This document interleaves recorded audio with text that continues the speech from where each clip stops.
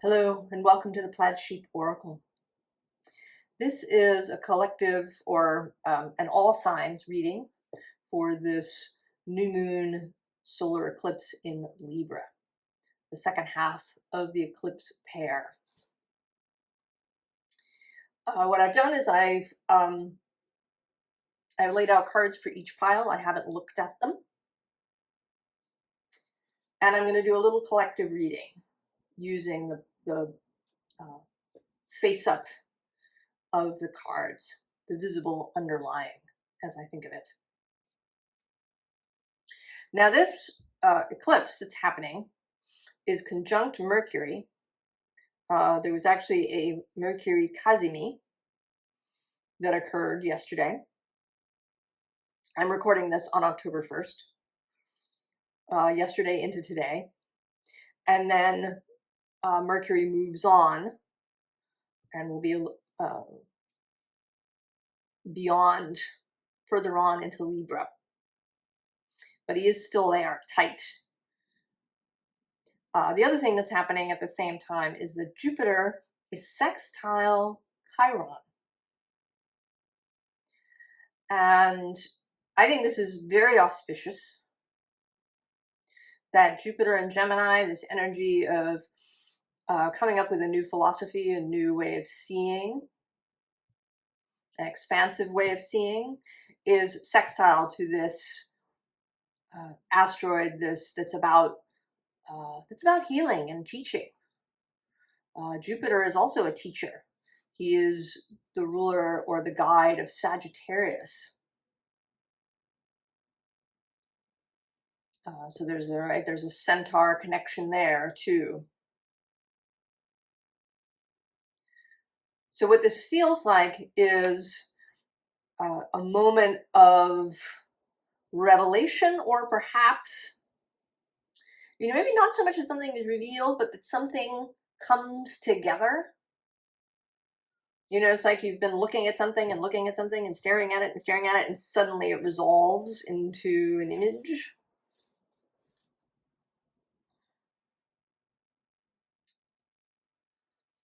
So understanding, comprehension of something that has been elusive before. And we start indeed with this holy mountain. And there is this sense, right, of the solar eclipse, of this kind of moon shape moving in front of the sun. That maybe you have been staring at something for a really long time. You've been up on the holy mountain. It hasn't been clear, and then it just comes together. And I'm going to say that it comes together in a yes and way because of the collective reading that I did. Those all about both this and that are true. So it's like those images where it's a duck and a rabbit, or a young woman and an old woman, or two faces and a vase. And they're both there, but you can kind of only focus yourself on one or the other at a time. But you can comprehend that they're both there. And sometimes it might take you a little while to see the other thing. When you first encounter the image, something pops out first. And then it takes you a little while to see the other thing. This can happen in those games too, where it's a picture and you have to find other things within the picture, or you find people's faces within the picture. And once you see it, you can't unsee it. This is like that, right? Because then we get the moon. And she's dropping these flowers. So coming out of confusion, out of the moon state. But then maybe you needed to enter into the moon state first, right? We had this lunar eclipse. a Pisces moment, you know, a Neptunian moment. We also have asteroid Circe was next to Neptune. Whereas this time, the other, there's actually several asteroids that are conjunct the new moon. But the one that stands out for me here is Logos, the word.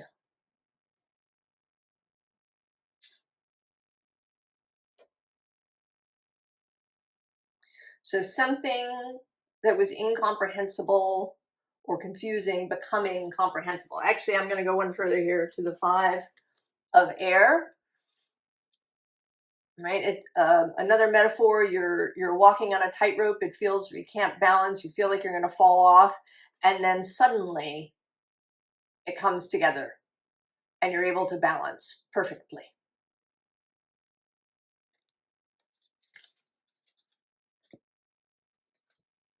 Then we have this page of Aether, like, yay! I see it! And actually, I'm going to go one further here, too, with this 10 of fungi, this, right, celebratory feeling. You know, these mushrooms are kind of falling from the sky, but what it feels a little bit like to me is, you know, a group of people throwing their hats into the air. You know, what happens at the end of a graduation, right? Everybody throws their hats up into the air.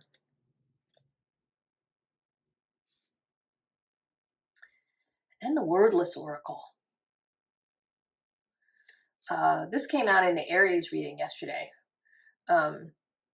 This sense of breaking out, of coming out of restriction, right? Coming out of this narrow passageway into an open space. And maybe from, you know, cloudedness into clarity. And the Emperor. And also below the Emperor, we have the 9 of Wands. And this is one of my favorite 9 of Wands cards, because it's really exultant, or it feels exultant to me. And there's also this sense of sun and moon. The object behind him looks very much like a moon, but then this is a Wands card. There's all this fire encompassing him.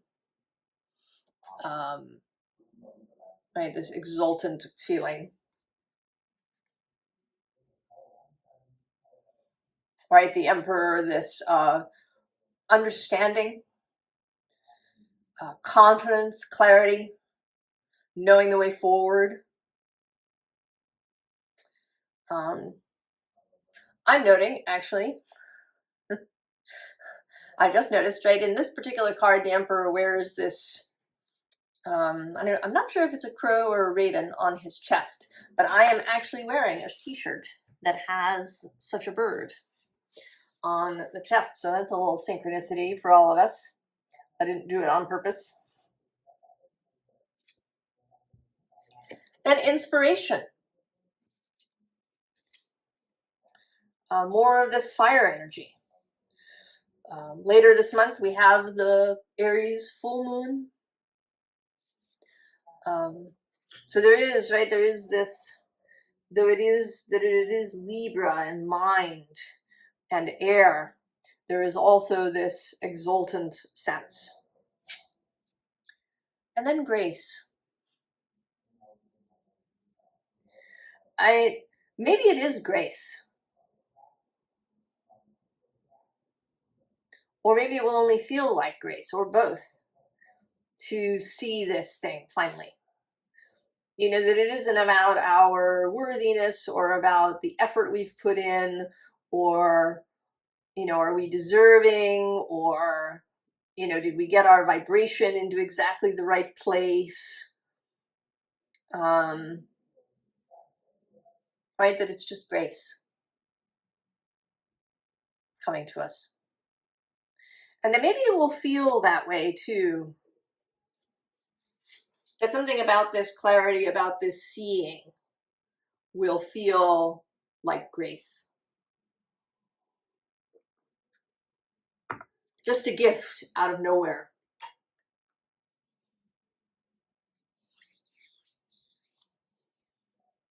And I think that's a beautiful thing that everybody should get to feel in their life. The feeling of grace.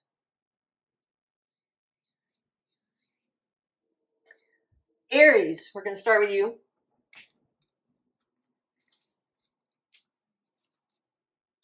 Oh, the medicine wheel.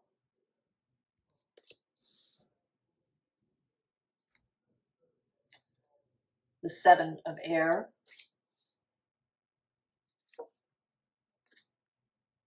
Death. This came out in the Aries reading yesterday.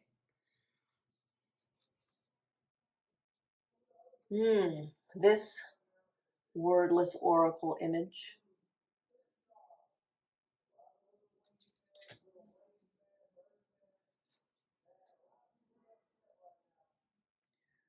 Queen of Swords.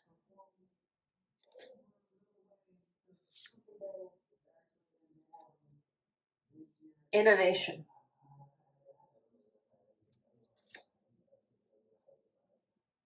Oh, and this we're going to leave till the end.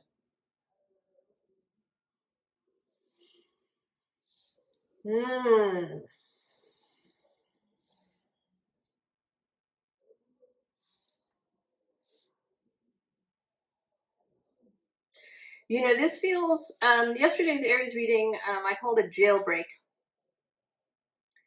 That, or, you know, that a bunch of your friends, whether they were in physical or non-physical, were going to come and jailbreak you out of whatever you'd been in that was a prison. And so there's this sense, I think, here of maybe finding your medicine in a way that you never have before.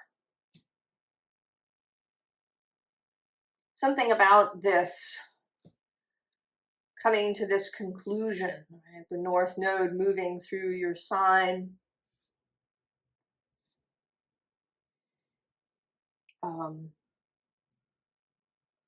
Finding that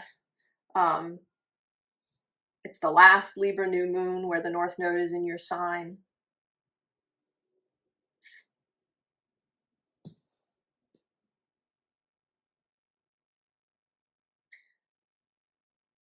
Reaching something that has not been available before. That is medicine. Both for you, as well as you discovering maybe what your medicine is for others. And here I hear these others, right? These friends, companions, others who are with you.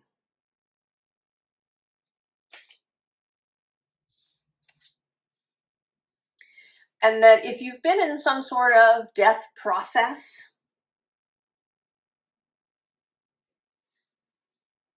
we can get stuck there. We can.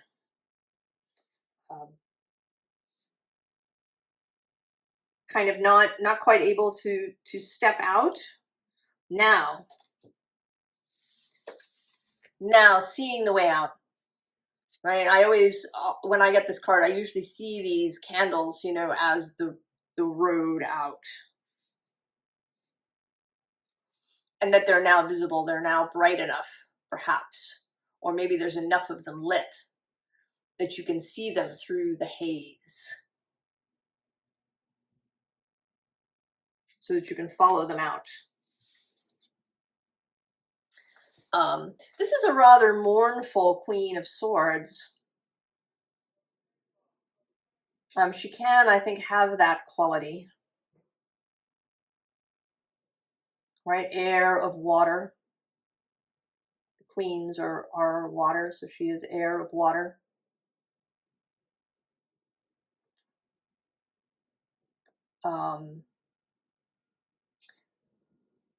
And there's a sense here of something maybe hard won, or a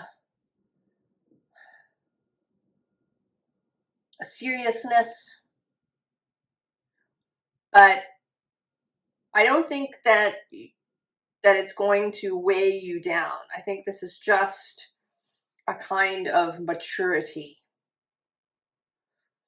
and an ability to see the other's point of view maybe in a way that you never have before. She is associated with Libra.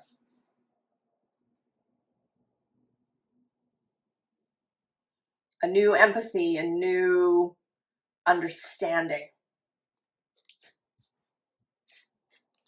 Because then we have innovation. Doing something new with yourself in some way.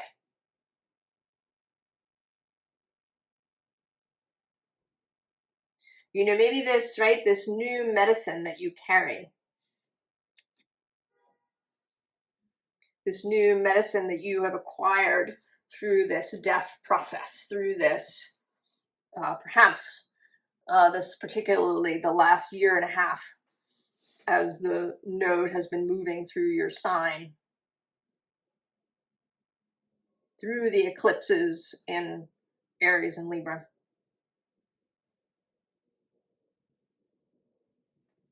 And now you're gonna begin something new. And the last card, oh, renewal. You know, and here with the Frog Prince, returning to your true form. But the Frog Prince is under a spell.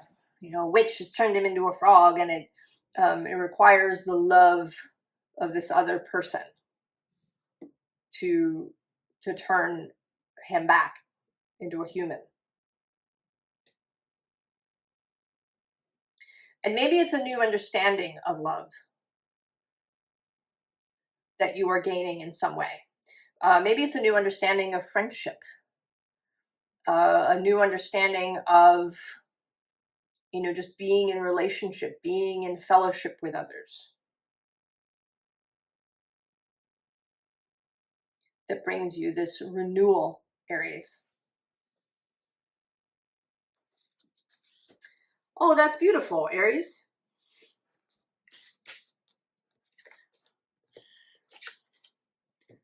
Really lovely. A lovely grace. Taurus.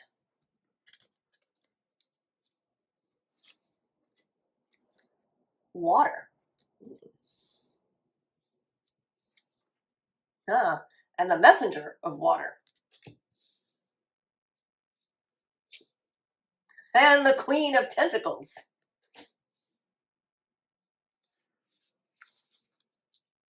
Oh, Wordless Oracle.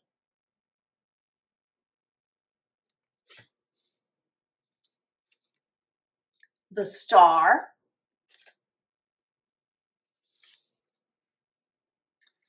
Breakthrough. We'll leave this for the end. Taurus.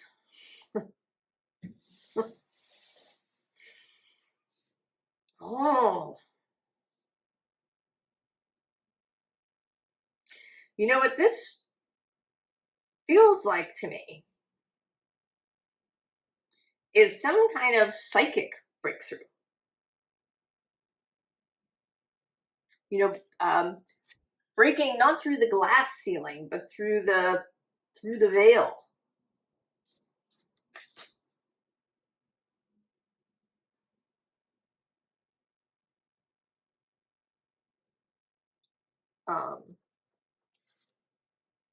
Right, first with water, and this particular drop of water, which looks, you know, kind of like a crystal ball, or it could be a bowl of water that you scry in, or just a body of water that you might scry in. water magic. Because then we have the messenger of water receiving the message, becoming much more available to non-physical conversation. Finding yourself much more able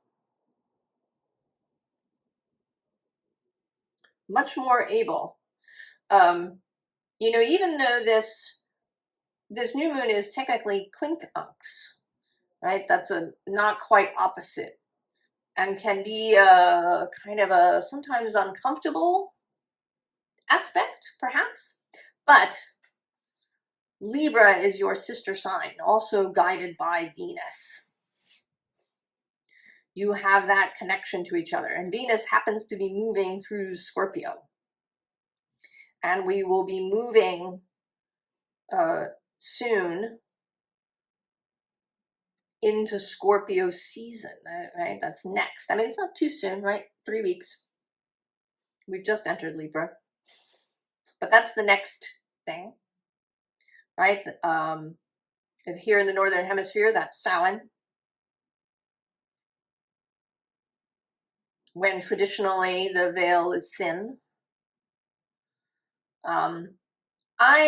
My interpretation of that is not that the veil is thin, but that the energies available when the sun is in Scorpio, we as humans are more comfortable with crossing the veil. So I think that the veil maintains, right, that this distance between physical and non-physical doesn't really alter. It's we that are altered by the energies.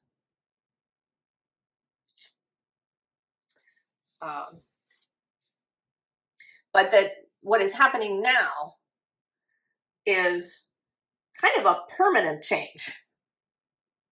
So not that you feel temporarily more comfortable, that you really choose to embody forevermore this Queen of Cups energy.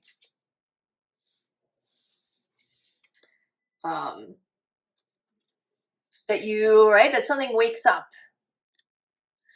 This seems, that you were reading this book, you fell asleep,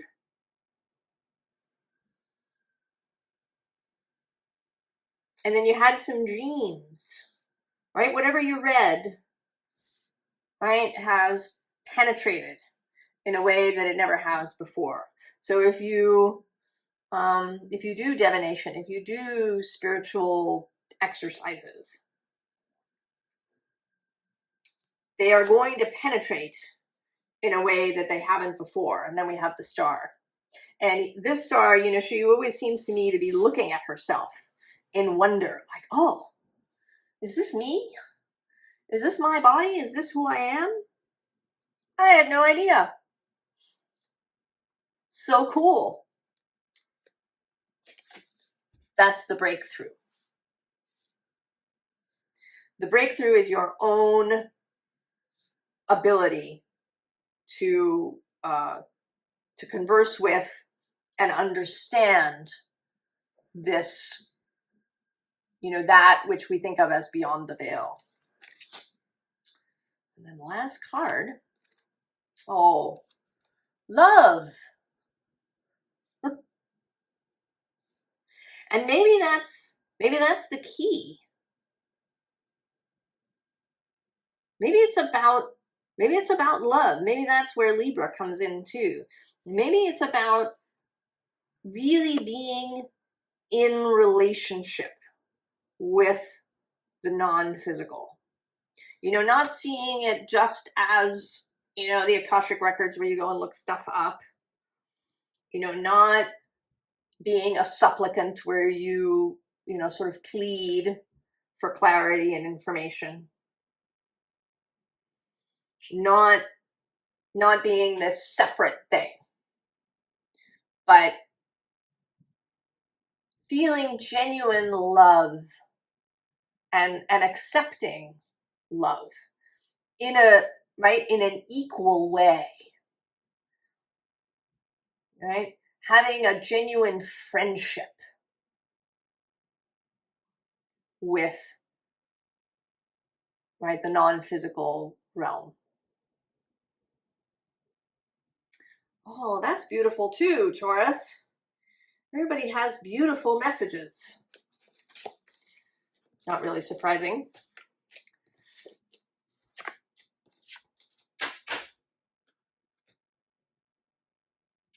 Gemini.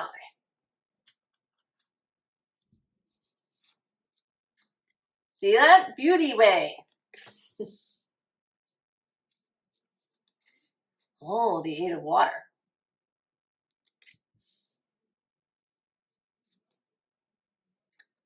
Five of Fungi.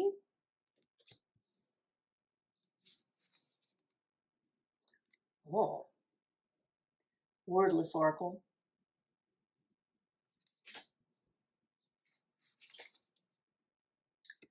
Three of Pentacles. Oh, Anguish. Gemini.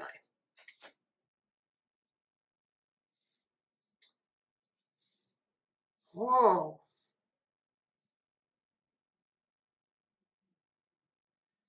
You know, this feels like this Jupiter-Chiron connection happening from Gemini to Aries. I think that you're not the one who's anguished, Gemini. I think you are reaching out to someone or ones who feel this anguish. These ones who feel perhaps left out. It seems to me that you're kind of setting off on a journey, right? That you have embraced this new way, this beauty way of being in the world. And that when that fully lands for you, you kind of go on a mission. Or, right? It's like a journey to find and help these people.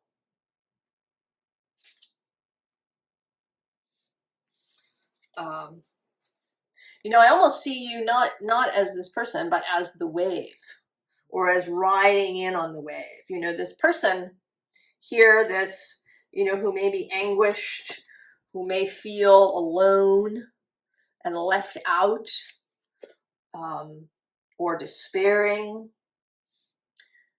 right? That you know, they're just going to get slammed by this wave is how they feel about it.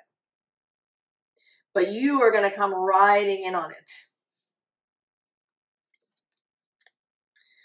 with a different vision of this Three of Pentacles, this working together, right? Saying to this person or persons, you are not alone. I am here. We are here. You've been in this position. You've felt this anguish of being alone, of you know, of about to get hit by this. But it doesn't have to be that way. We can work together. And this is not a, right, you're not showing up as a savior. This is not a, you know, you're not going to come in and just wave your magic wand and make everything better. This is scooping people up into collaboration, into working together.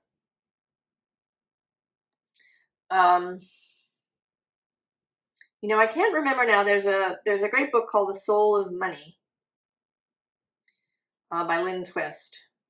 And in it, she tells the story of the charity organization that she worked with. Is it the Hunger Project? I'm not sure. But the deal was that instead of showing up with a bunch of food in places where people were hungry, that the aim of the organization was to assist the community in working for itself, in replenishing itself, in, you know, getting agriculture going,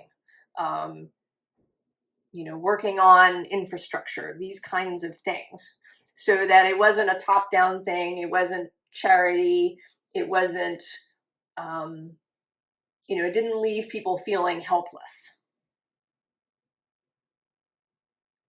And that is what this is, right? You want people to really see themselves as you do. Last card. Oh, see? Freedom.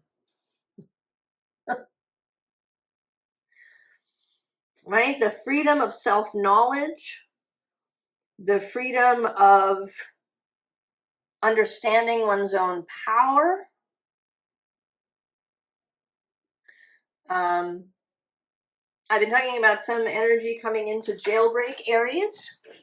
Maybe it's you, right? Because Aries is holding Chiron at the moment. Chiron is passing through there. Maybe this sextile of Jupiter and Gemini to Chiron in Aries is this, right? Is you. Maybe these people are Aries.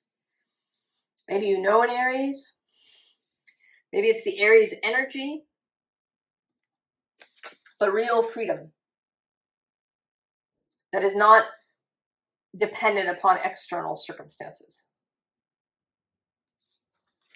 Oh, Gemini.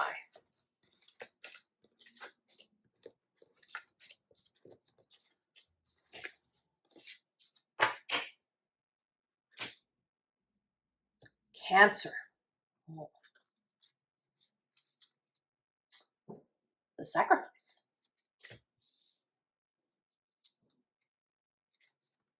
Strength. And 8-8, interestingly. Oh. 10 of Aether.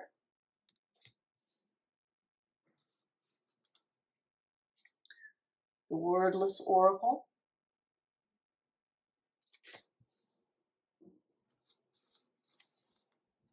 The Empress.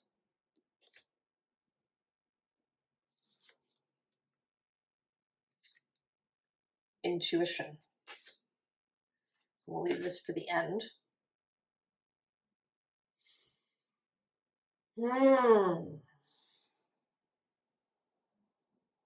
Well, I'm seeing these three people, these three women here, as all you, Cancer.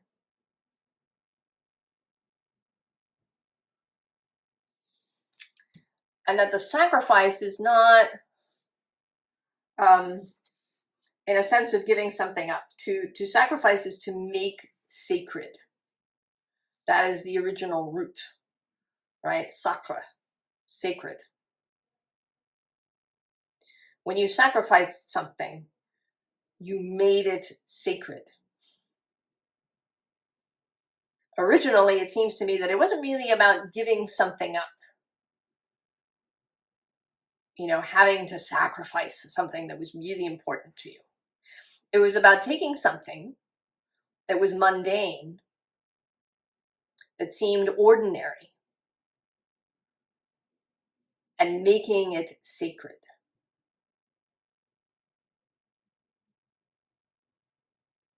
So I think there is something about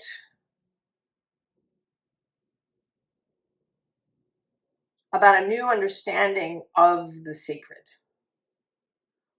of your own values, of what you mean by the sacred, of what is important to you.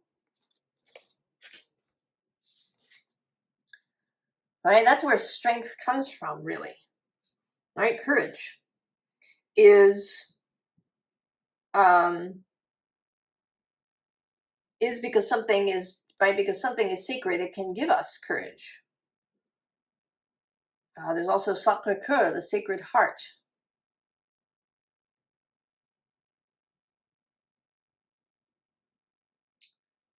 where that inner strength comes from inner conviction.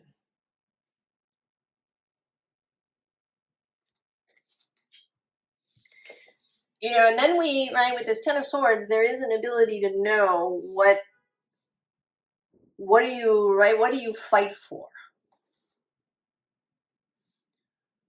What do you make, where do you make your stand? You know, do you, right, fight for the dead body? Do you protect that? Maybe you do. But maybe you don't. Maybe you recognize that something, maybe it doesn't need your protection. You know, maybe this body's next thing, right, is to be eaten by the birds, to become something else. Is there maybe something you've been protecting, something you've been holding on to, something you've been seeing as sacred, that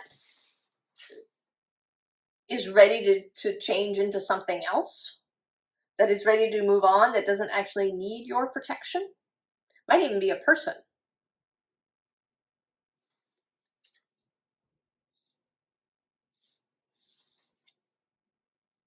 And they're, right, this lightning kind of in the background. You know, it sort of feels like it could be that this tree is being split.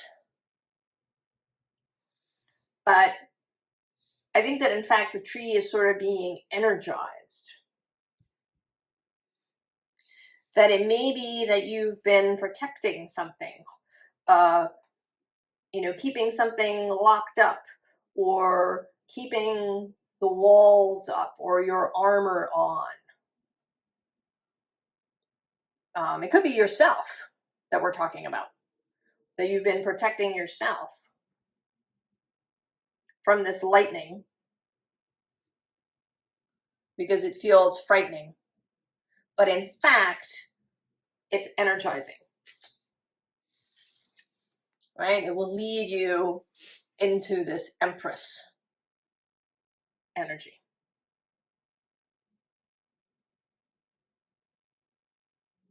This strength, confidence, ease, creativity,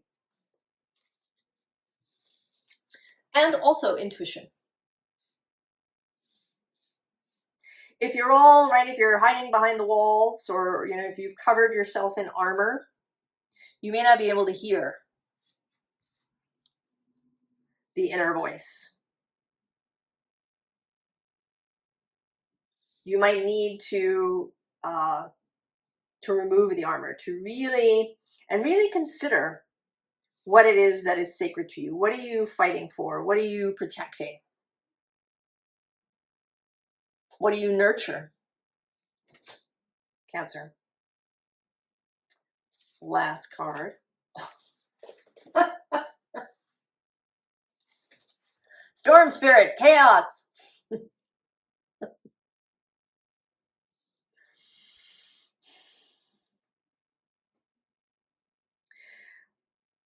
So the way, right, the way to deal with chaos is to preempt it. You know, Uranus is often a frightening planet to people because he can come in and just change things up. But if you preempt him, if you're open, if you're willing to change, if you think about that, you know, are there ways I can do things differently? Can I stretch myself? Can I, you know, alter some aspect of my life? Then Uranus may come in as a supportive energy. It's like, oh, it's already, right? Look at this, it's fabulous. There's already change happening. I can, right? I can just support that, lift it up, carry it into a whole new realm.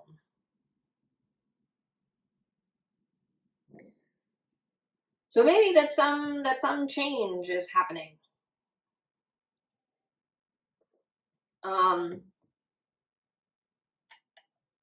Uranus has been moving sextile to your sign.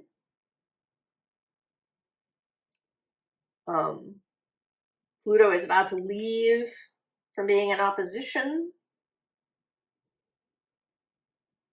And then next year, Jupiter will enter Cancer. And right, there's a possibility of expansion.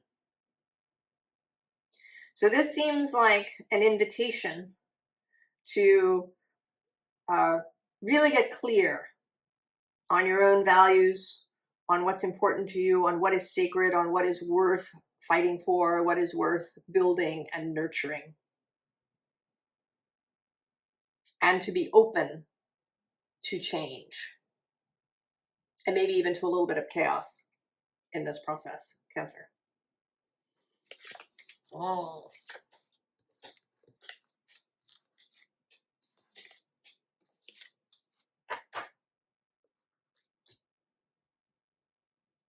Leo.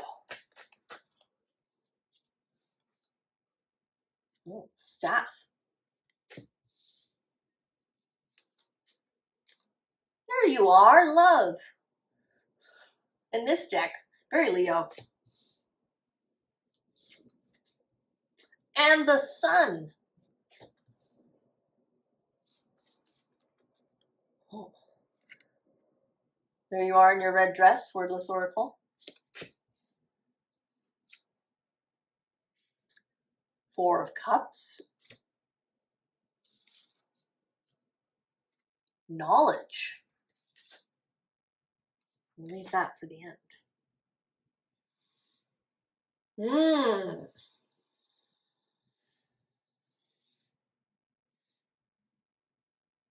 Well, this seems like choosing, Leo.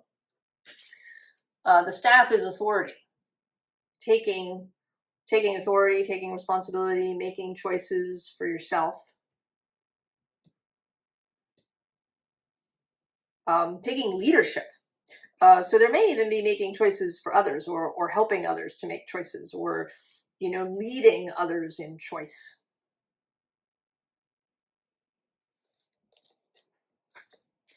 Normally the Lovers card is thought of as Gemini, but here in this particular deck with the lion, and there's a fire glyph and a Leo glyph on the columns. Love is coming through quite a lot in these readings. Choosing love, using love as a guidepost, feeling love for others, deciding what it is that you love.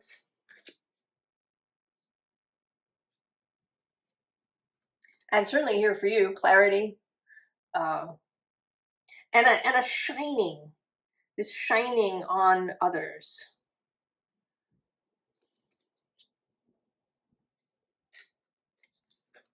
Right? There's a sense here of taking leadership around something. And that it may be a little frightening, because it may feel like you're alone. You know, there's this idea that leaders are alone in some way. Right? That final decision, that final responsibility. And there is, I think, a little truth to that. You know, sometimes we try to make things feel better. You know, we want everybody to feel good, but I'm not sure that that's actually a good idea. I think that we want the challenge. That's saying, oh, you know, you're not alone, you have your spirit team. But ultimately, it is you, right? You are you in yourself, in your body. You're the only you. And that way you are alone. And then maybe there's a little thrill in that too, in addition to fear or challenge. And maybe you've been missing that. You know, maybe your world has been too safe, too mild, and you've been missing this challenge. That you've been missing this kind of thrill. So the Four of Cups, the right, the boredom that might be happening. Now maybe none of the cups. You know, in this deck, you aren't being handed just one. They're all kind of there. Maybe you don't want any of them. Maybe there's something else, some challenge you want to set yourself. Take a real risk.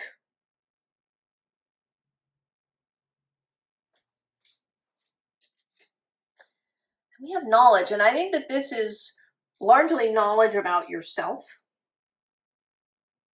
Knowing yourself, understanding. You know, this Libra moon with Mercury there is sextile your sign.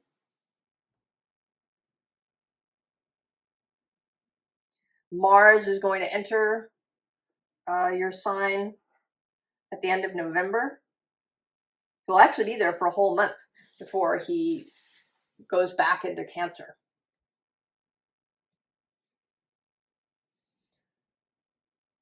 Right? Taking a heart-centered, love-based, courage-inspiring action.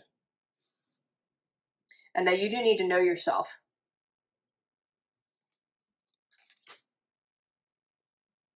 This seems like it could be a kind of a heads up a little bit.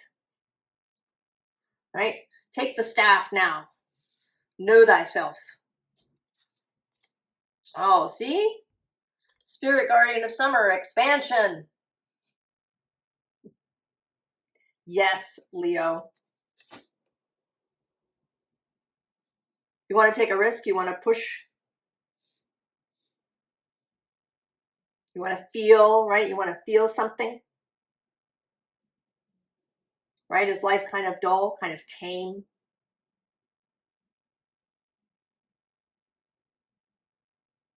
I think the opportunity is going to be available for you, Leo.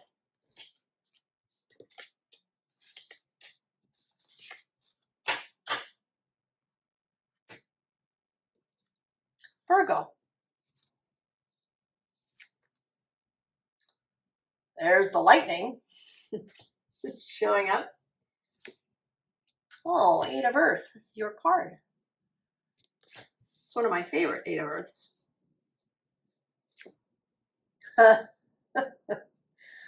Boadicea, the Queen. It's an extra card in this deck. One of two extras. Oh. The Wordless Oracle.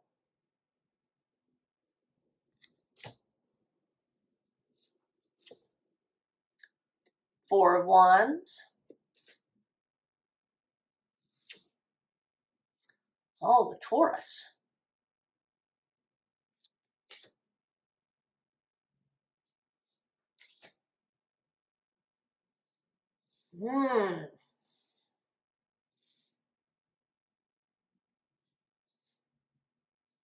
Oh, you too, Virgo. This feels like you wanna take a risk. Like you want, right? You want to feel the juice. Right? There's some kind of inspiration coming, some kind of, right? This feels like the lightning running through to bring someone back to life. Right? Someone whose heart is stopped and you send a jolt of electricity through them. Have you felt a little dead, Virgo? A little flat? A little dull? Are you looking for, you know, something inspirational, right? This This Eight of Earth, that's really about artistry, right? Artistry, craft, the love of things.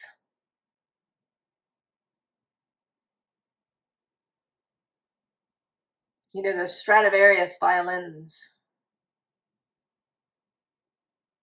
made with care, and I think with love, right? Infused with that sort of energy. You know, they've been examined by science. Why do the Stradivarius violins sound so good? You know, about the exact wood and the shape and the blah, blah, blah. That's just an explanation, not a reason. You know, I don't know. I don't really know anything about Stradivarius or his life. But I suspect that he poured his love, his creativity, his juice into those violins, and that's why they sound so wonderful.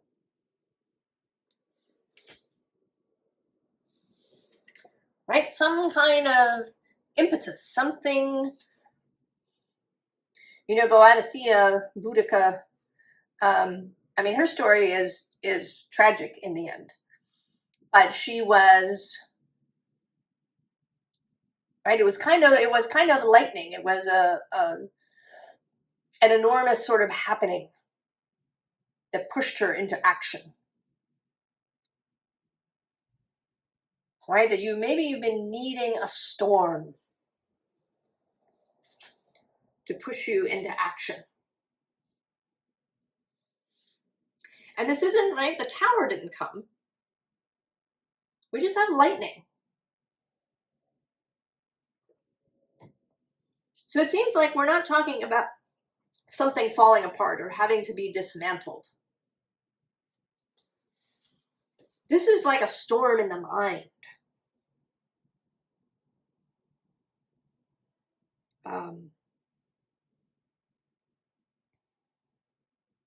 A storm of inspiration. I mean, it may come in the form of some kind of contrast. Because we do have, you know, she looks a little defensive here. She's got her arms up. But the question here is she holding it back? Is she, you know, trying to protect herself in some way? Or is she actually invoking the storm? You know, is Boudicca here invoking that storm that's happening? And it's interesting, these two cards feel very connected to me.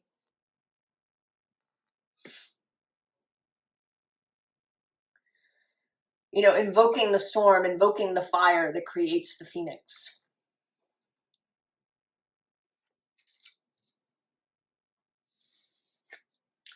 And then there's this Taurus energy of, right, this kind of cyclical energy. And I think I'm actually going to read this card out of the book. I almost never do that, but it's a sort of a particular.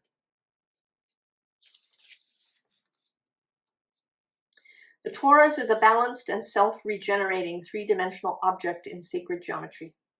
The easiest way to describe it is that it looks like a donut.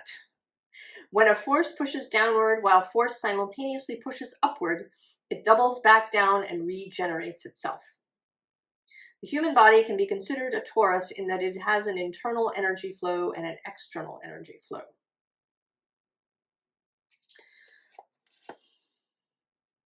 So that, you know, maybe this Taurus engine, if we want to call it that, has become a little slow for you or has stopped entirely.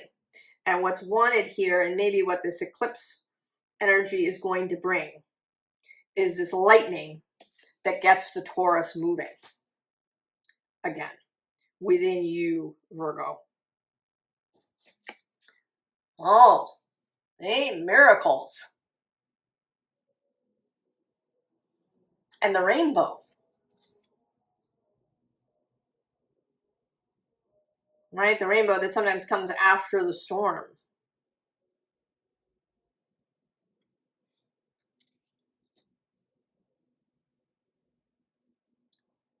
if you haven't consciously invoked this storm, this lightning, I think that part of you has. I think you're going to do great. Right? Miracles, Virgo.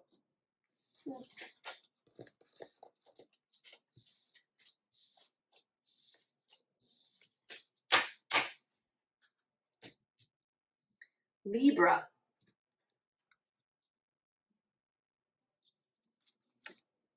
Oh, interesting. Fire. Considering Taurus having had water in that spot. And the Ace of Fire.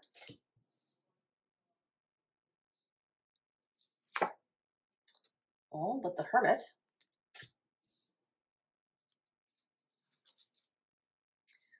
The Wordless Oracle.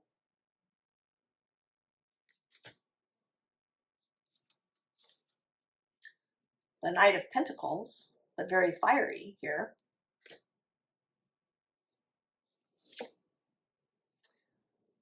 Reverence.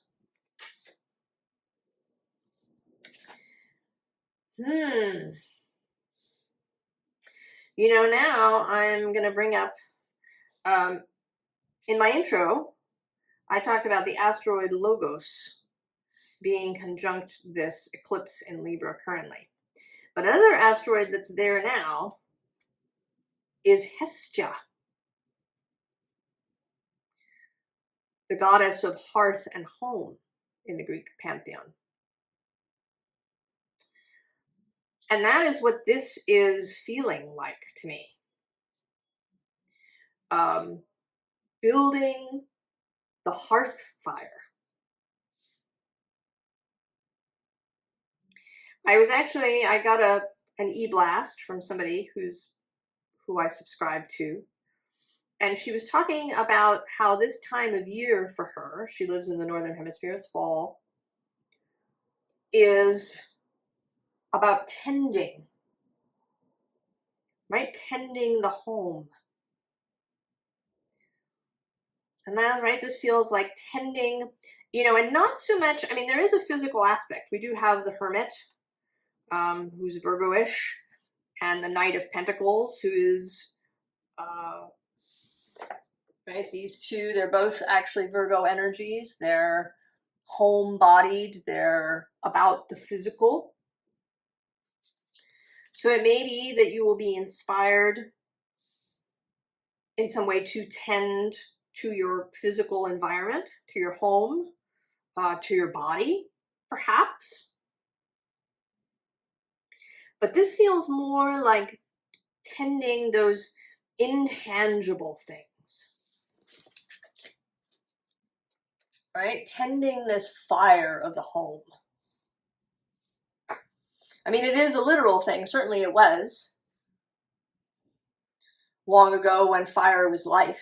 You know, if your fire went out, you might die if you lived in a place that was cold enough. Tending the fire was an important task. Right? The heart of the home. Now, it's a more intangible thing. How your house is a home, how you create a home for yourself and for others, what that means.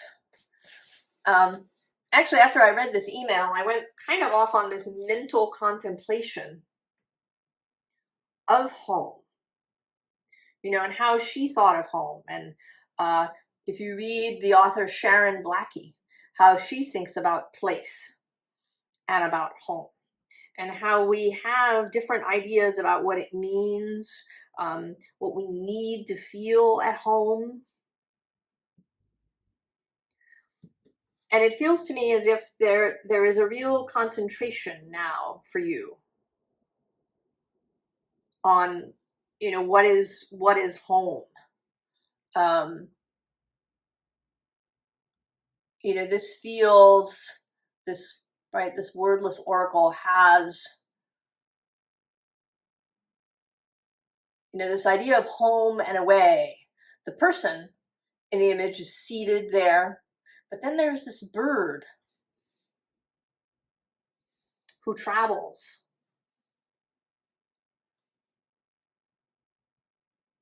So this home and away, you know how a home maybe feels like a sanctuary, but then, you know, that is there with you so that you can take a risk. You know, I'm noticing, I don't always notice it, but I'm noticing now in the Hermit card that there's this ship out on the ocean being tossed about by the storm. And that the Hermit here is kind of, you know, he has a lantern. If he put it in his window, he could be like a lighthouse, right? This Ace of Fire. That maybe you can be a home for others. That you can create an environment for others that allows them, you know, to go off and take risks. Or maybe someone is doing that for you. There is also, with this reverence and with thinking about Hestia, that having a new reverence, a new respect for home and for those things that make a home.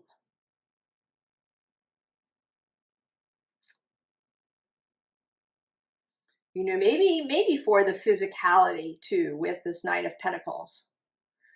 We do live such airy, intellectual, digital lives.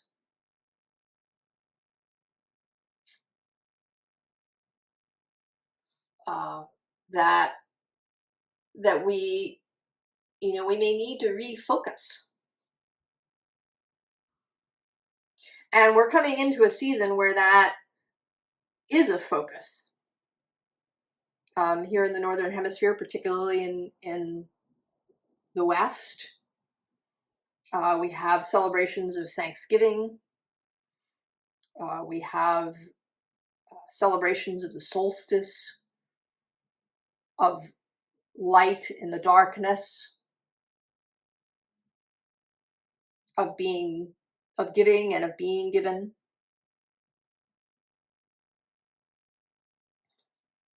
Last card. Oh, power, Libra.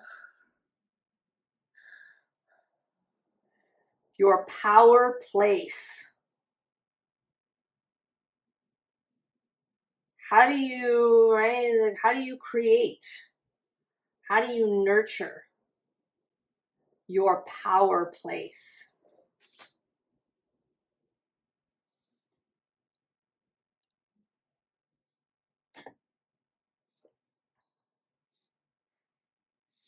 Right? What is your power place? What do you need to have a place where you go and you are recharged?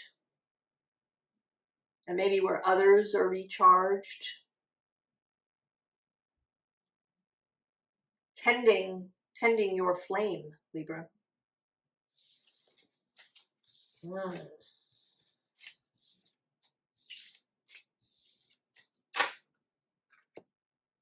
Scorpio. The Child. Unexpected. And the Magician.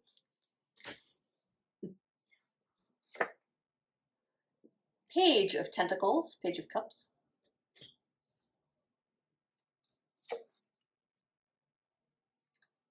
The Wordless Oracle.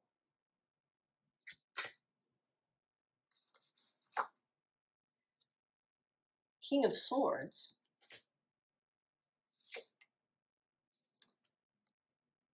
Co-creation. And we'll leave that for the end.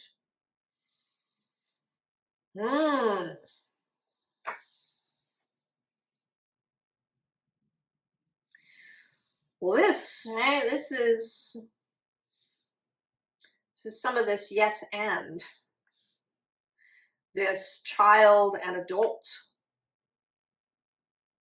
this mixed energy, right? Because we have both the child and this elder magician. And I want to say that this is actually the same person, just seen at different times and in different lights.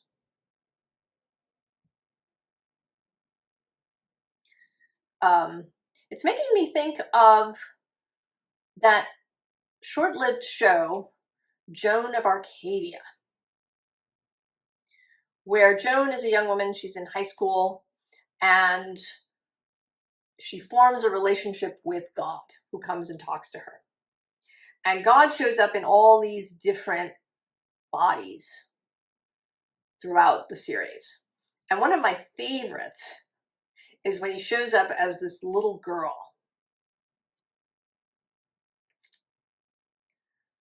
Because there is this, right, this sense of the child, but then there's this, you know, power and wisdom that exist within this child.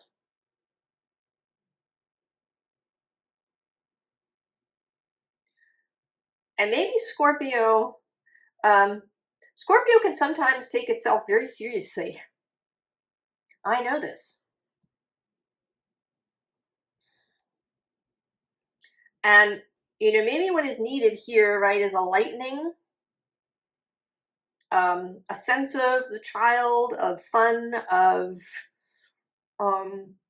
wonder.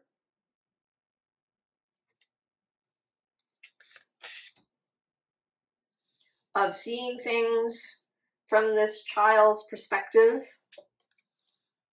right, with the Page of Pentacles, of newness.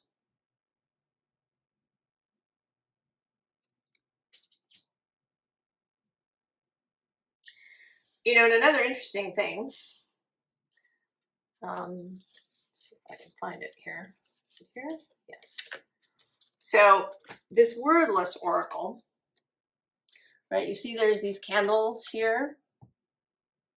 Well, the Aries card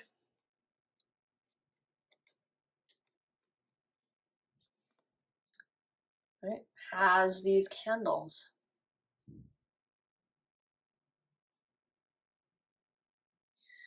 So there's something, right, there's a connection here.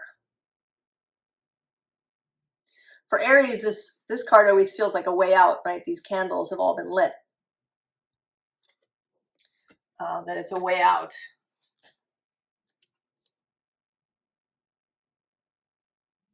And here it seems, right, that way out is leading kind of into this natural space. There's something here too about nature, about maybe, you know, getting your hands in the dirt, getting your feet in the dirt.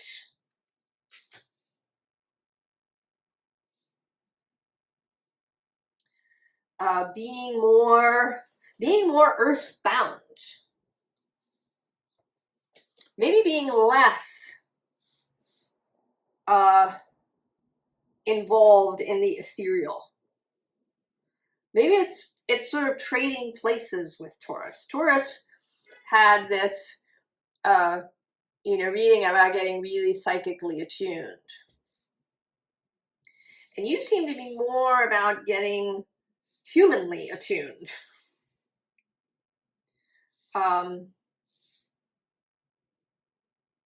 You know, getting in touch perhaps with a playful side of yourself.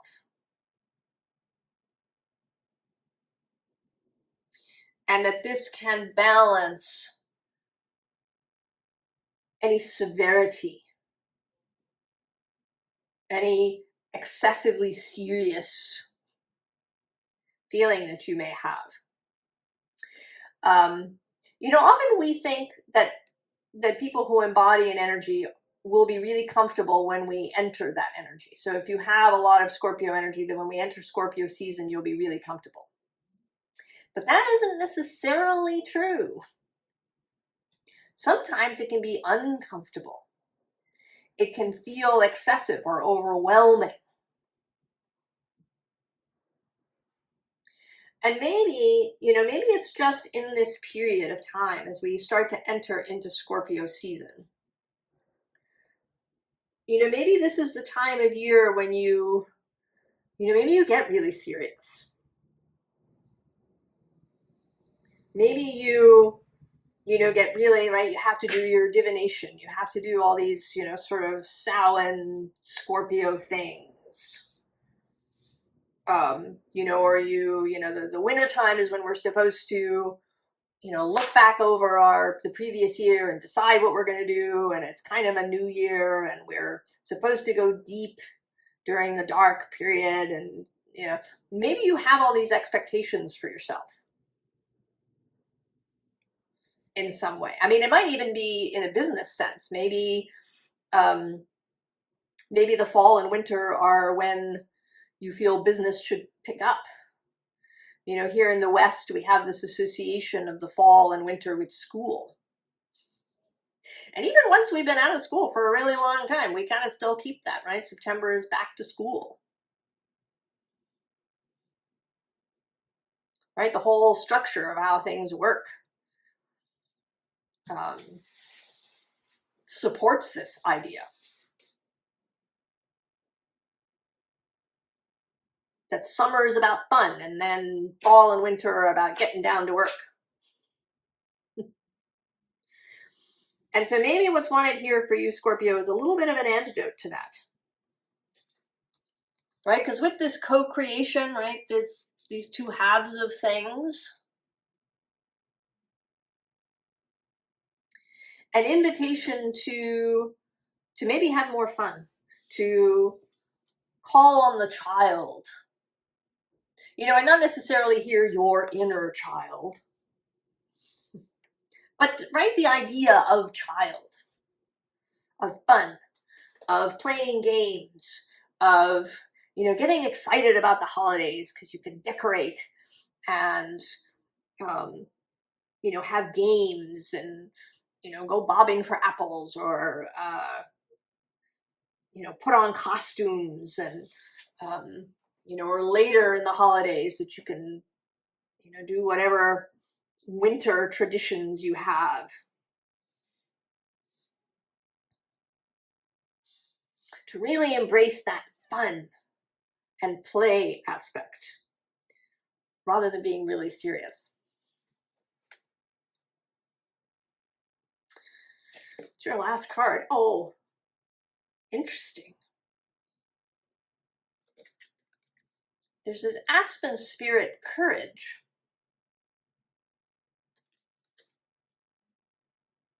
But what's striking me most is not so much that, but right, that it's this castle. Right? It's like a fairy tale. But not, one of the original grim, dark fairy tales where terrible things happen to people. But a fun fairy tale. Where you can go in the castle and solve, an interesting riddle or a puzzle. And, you find treasures. You get together with your friends and you make up a whole story and you go into the forest and you battle like knights or do, whatever you're doing. Scorpio, I say go play. Go have fun. No seriousness in this Scorpio season.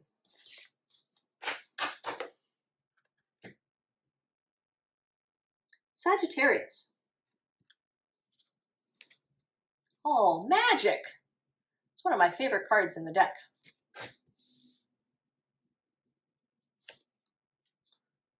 Ten of Fire. 8 of Combustion. That's your card. Oh, this Wordless Oracle.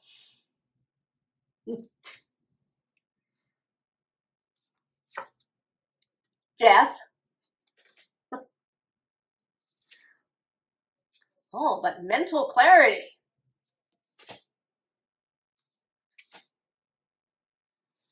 Oh, Sagittarius. Very interesting.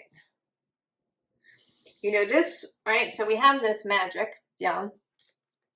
And then this card always feels to me like conjuring, right? That there's some sort of magic spell going on here.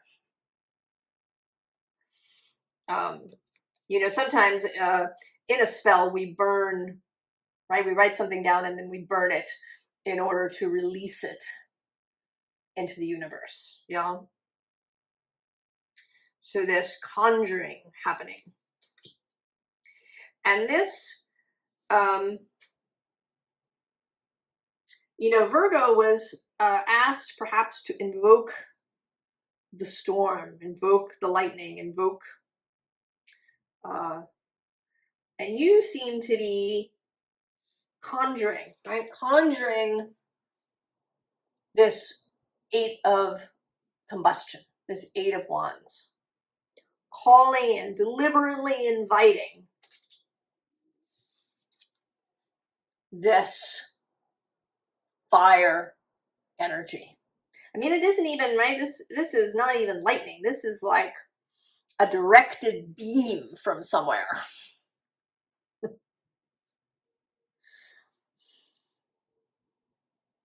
Right? This is a deliberate, a really deliberate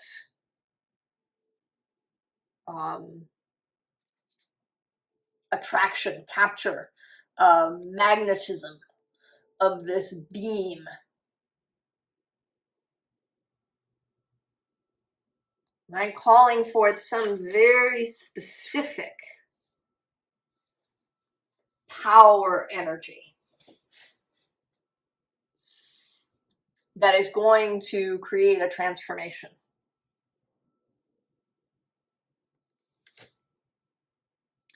That you're not going to, right? You're done waiting around. There is no waiting. You are, right? You're just pulling it in for yourself. And it's, you know, it's strong. It's a lot. This 8 of combustion. And I almost want to say that you're doing it maybe in some sort of public way. Because there is, right? There's this whole crowd of people. They're here watching this light show.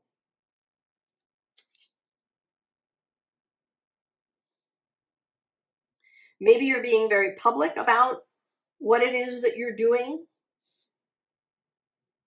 Maybe you've told friends that you're engaged in this activity.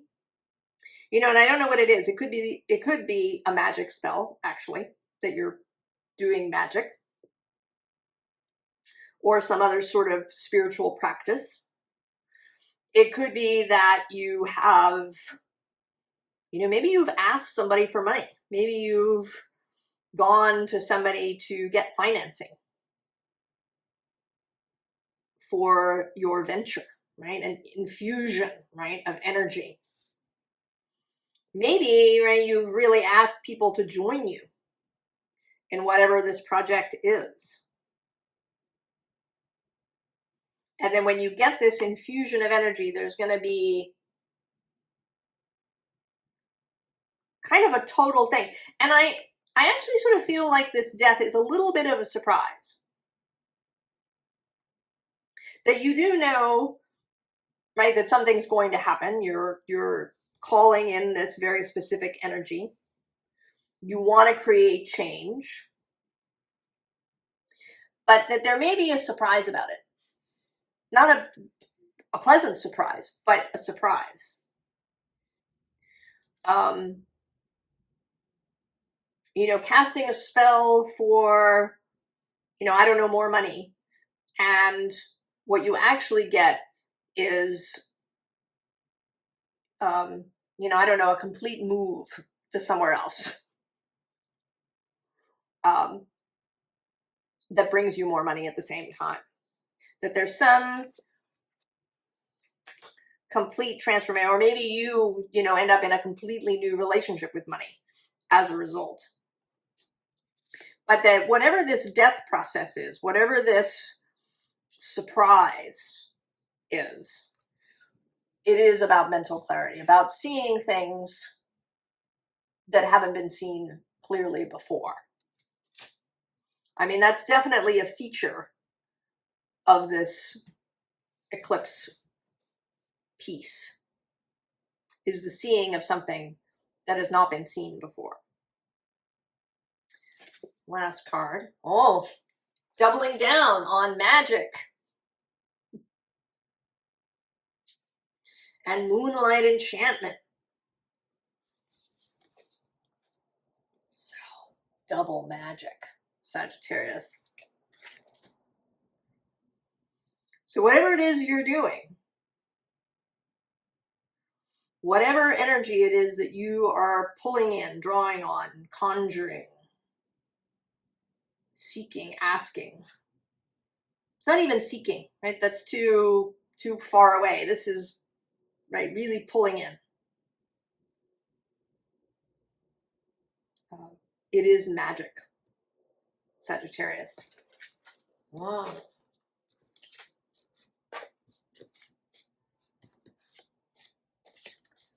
Very nice. Capricorn. Oh, the moon. Tower.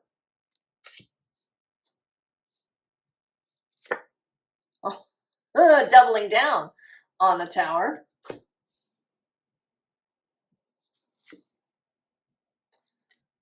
The Wordless Oracle.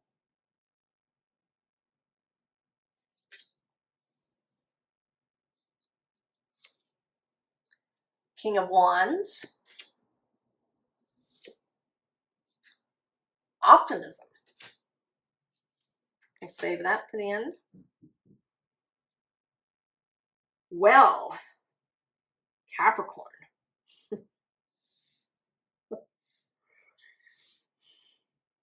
I think you're joining up with Virgo and Sagittarius in an invocation.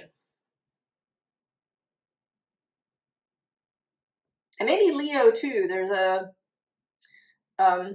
couple of energies here of one of seeing what has not been seen before, coming out of confusion, coming out of the fog, but also of calling something in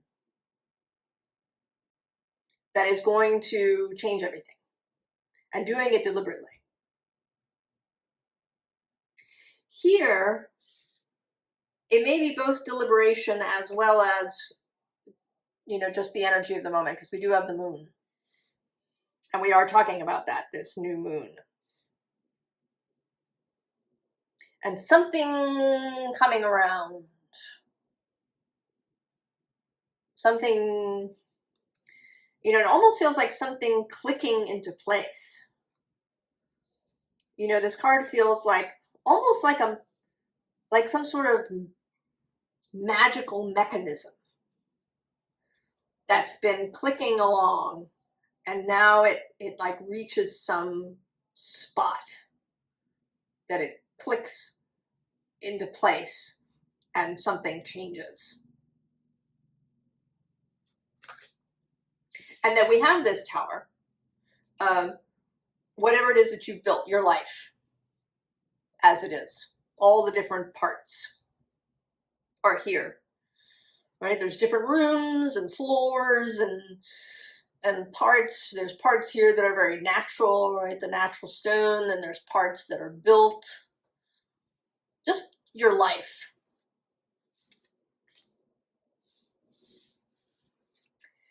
And there's this tower.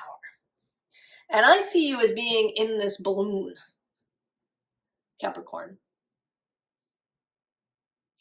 That you've gone up there to encourage the lightning. Kind of to call it in. To energize your life in some way. to bring new life, to bring, and it may also, I'm also feeling, right, because with all of these birds, that there's something here about information. That maybe this is less about energy and more about information. Answers to something that perhaps have not been clear before.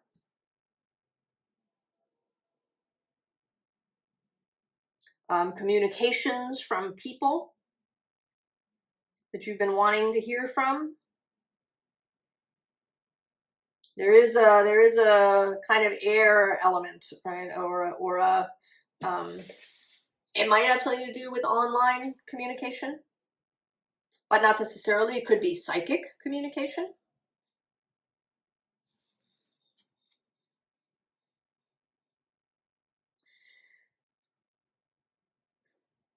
And how this is looking to me is, you know, these are branches, but to me they look like today like her arms. You know, if I kind of pull it a little further away, right? They're like her arms, like she's raising her arms. Drawing down the moon, perhaps. Drawing in this communication, drawing in feeling, drawing in, maybe it's an emotional communication. Maybe you're drawing in some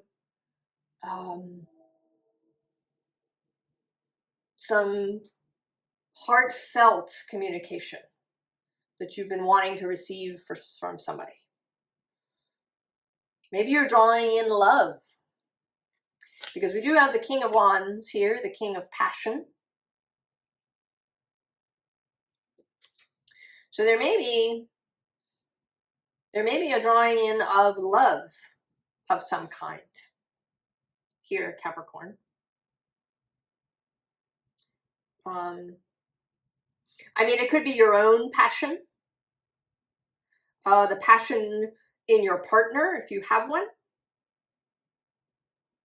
or a whole new person. And you got optimism, Capricorn. You're feeling good about it. Feeling optimistic. Feeling, right? Feeling energized. Feeling revved up, maybe. Ready to go. Oh, that's interesting. We have this unicorn with purity.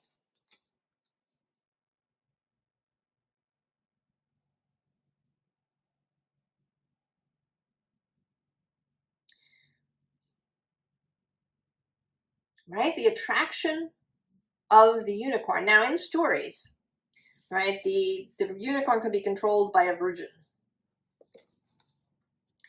And I say that here, a virgin is not about, you know, whether or not you've had sexual relations with somebody, but your outlook, right? This optimistic outlook.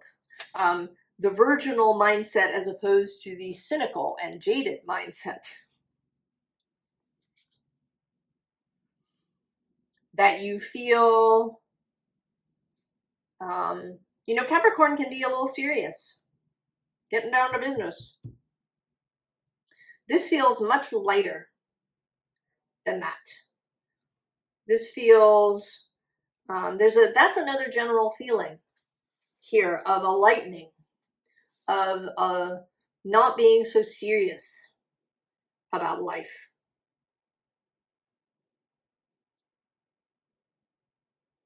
About being more optimistic, more open, more vulnerable, perhaps, but not in a fearful way.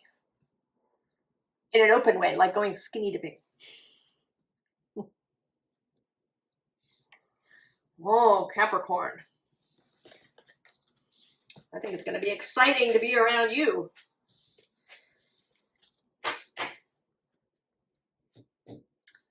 Aquarius. The hummingbird. The hermit. Second appearance of the hermit. Page of combustion.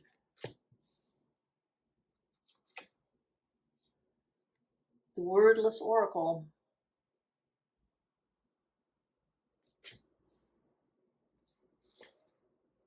Three of cups. Evolve. Oh, that's very you, Aquarius. We'll leave that for the end. Well, you're going somewhere, Aquarius, and I think you're going to a party.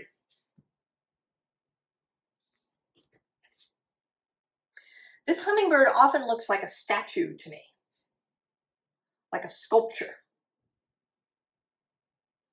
And I have this sense of this sculpture coming to life, of you breaking out of a period of frozenness,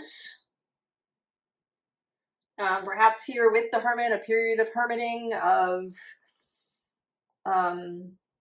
sticking to yourself and maybe, you know, your immediate people,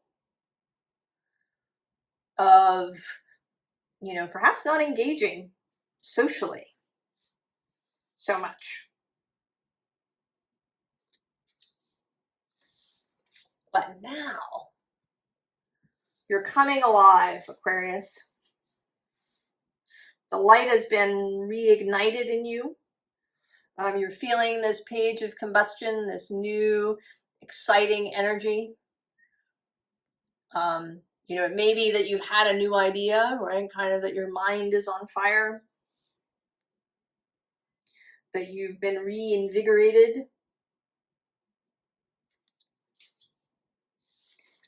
And so you're setting out. You're coming out from behind your walls that perhaps you've been behind. You are ready to re-engage with people. That you are, you know, maybe certainly here in the West, at least, we've been dealing with, right, interpersonal angst, and how, you know, divided we are, at the polarity, at the, you know, all of these things. And maybe this eclipse is causing you to see things differently. That where you felt a little frozen, you didn't know how to reach out to people, maybe. You were worried, anxious, maybe even afraid to reach out to people, to get in touch with people, to engage with people. That you needed to just, you know, stay in your lane. But there's something, you're seeing something differently. Right? You have this light in your head that was not there before. And it's causing you to step out. This might be literally. It could be that you've been saying no to social invitations, or, you know, no to people. Or it could be a mental shift where you felt very certain about whatever your beliefs might be. But now you're getting ready to, you know, move out and see what else perhaps is out there that you didn't know about. And so we have the Three of Cups. The party. The meeting other people. And here the two that are here are quite different, right? A woman and a bird. And then there's the moon, kind of making up the trio. 3 very different individuals coming together to have a celebration, a party.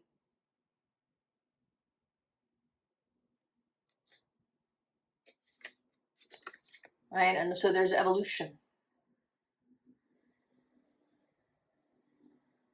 Right? An internal change that keeps going forward, and that then you know, creates change in others in the next generation.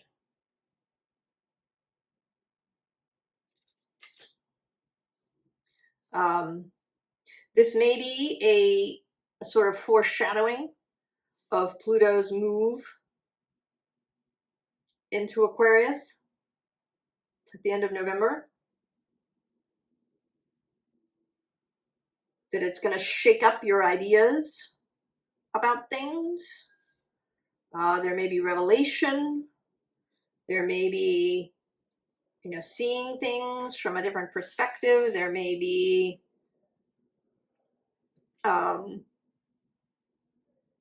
more murkiness happening, right? Less certainty about things.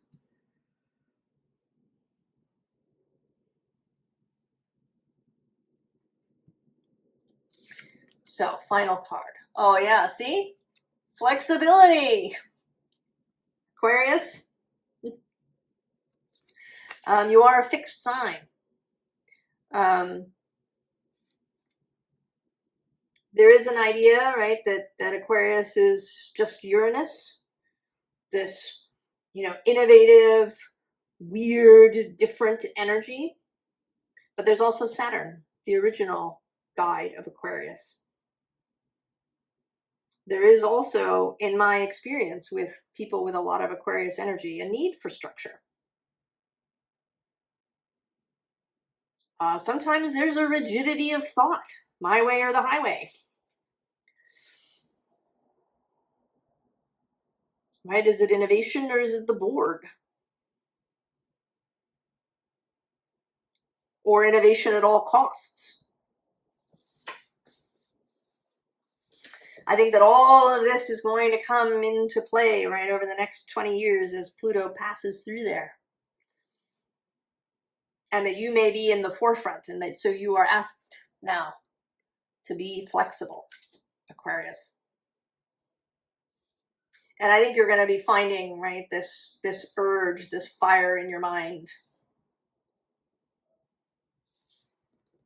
that's going to take you out of the familiar.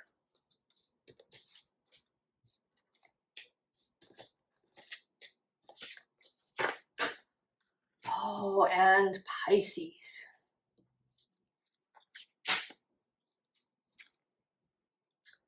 Tree of Life.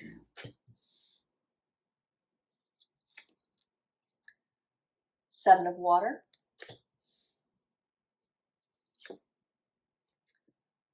Four of Combustion.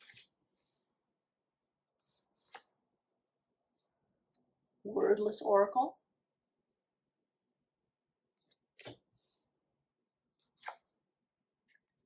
Five of Swords.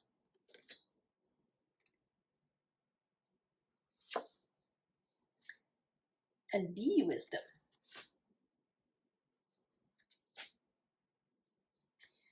Well, this is very interesting, Pisces.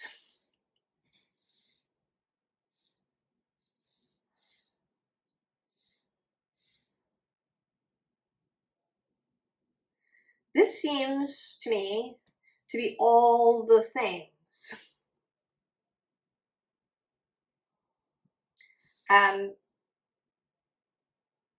kind of learning or holding all the things. Because we have the Tree of Life, which is kind of an earthy energy. Then we have this Seven of Water. This Four of Combustion, which is fire. This Five of Swords, which is air.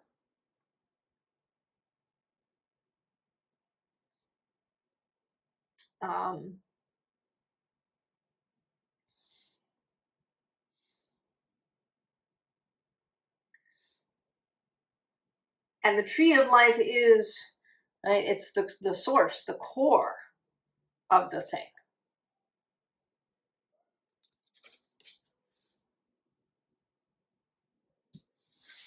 Right? Our center too.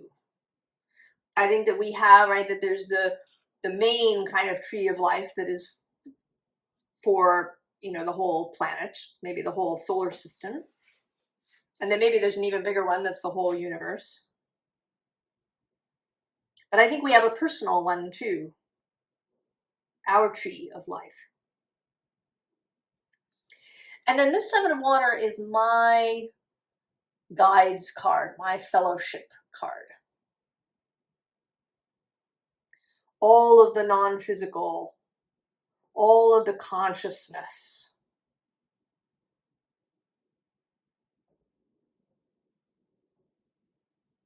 Interestingly, this is not a Pisces card. This is a Scorpio card. All of the things.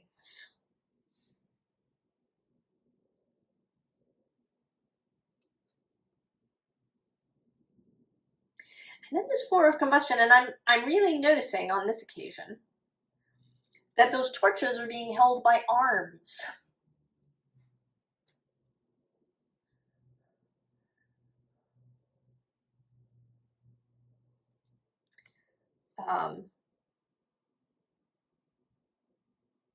Right? Like there's something reaching in from the other side to provide this light in this space, you know, and then there's this moon here in the background. It's a very kind of ethereal, magical, mystical Four of Combustion, Four of Wands.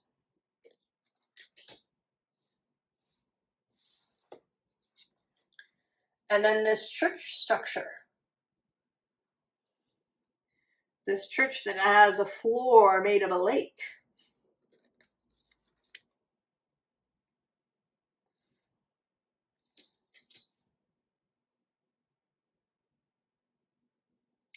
And then there's Five of Swords too, which is an air card, but here has a lot of fire in the background.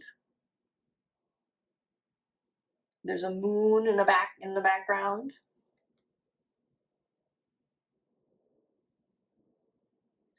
It seems to me that you, Pisces, are being asked to kind of hold this mystical ground, right, with this bee wisdom.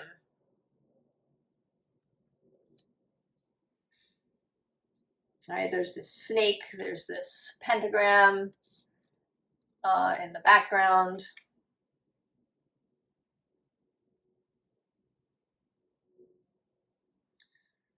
Bees as kind of multi-dimensional beings, much more than they appear to be, just as the hive, when they live in a hive, is more than the sum of its parts.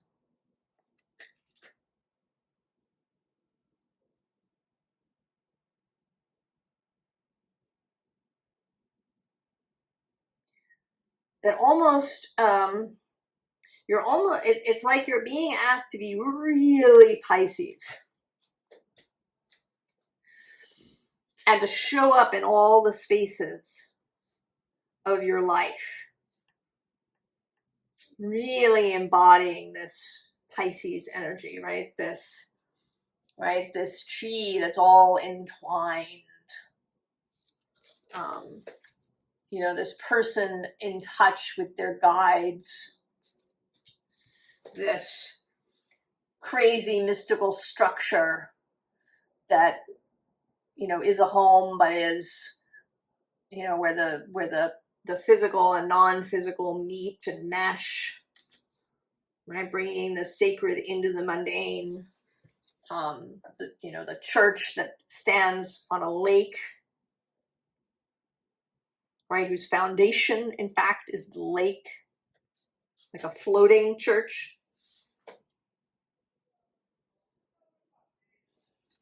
And then this kind of hero figure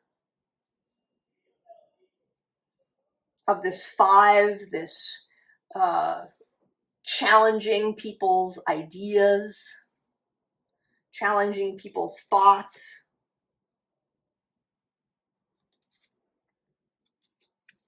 right?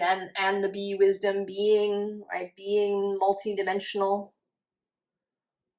the wisdom of Pisces. Oh, hummingbird spirit, joy.